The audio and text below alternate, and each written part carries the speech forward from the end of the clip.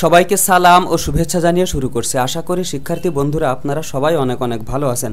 তো আজকে আমি আপনাদের সাথে আরও একটি নতুন ভিডিও শেয়ার করার জন্য চলে আসলাম।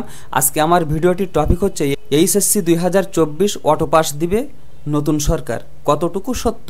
তো প্রিয় শিক্ষার্থী বন্ধুরা, আপনারা জানেন যে বর্তমানে বিভিন্ন সোশ্যাল মিডিয়ায় কিন্তু একটি জিনিস ভাইরাল, যে এইচএসসি পরীক্ষা 2024 যেহেতু স্থগিত হয়ে গেছে এবং এর মধ্যেই সরকার পরিবর্তন হচ্ছে, তাহলে এইচএসসি 2024-এ অটো পাস দিবে কিনা। বিভিন্ন সোশ্যাল মিডিয়ায় কিন্তু জানা যাচ্ছে যে অটো পাস দিবে।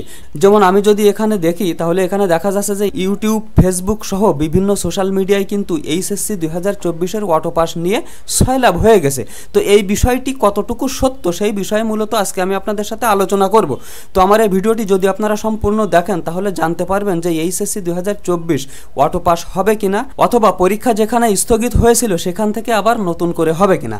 তো এই বিষয়টি জানার জন্য আমার ভিডিওটি সম্পূর্ণ দেখার চেষ্টা করুন। তো প্রিয় শিক্ষার্থী বন্ধুরা, বাংলাদেশে যতগুলো শিক্ষা বোর্ড রয়েছে, সেই শিক্ষা বোর্ডের ওয়েবসাইটে কিন্তু কোনো প্রকার কোনো নোটিশ বা বিজ্ঞপ্তি প্রকাশ করা হয়নি, এবং শিক্ষা বিষয়ক যতগুলো বিশ্বস্ত ওয়েবসাইট বাংলাদেশে আছে, যেখানে এই পরীক্ষা বা ফলাফল বিষয়ে পোস্ট করা হয়, সেই সমস্ত ওয়েবসাইটেও কিন্তু এই এইচএসসি 2024-এর অটো পাস বিষয়ে কোনো পোস্ট আসেনি। সেহেতু আমরা এখনো পর্যন্ত শিওর না যে এইচএসসি 2024 অটো পাস হবে কিনা।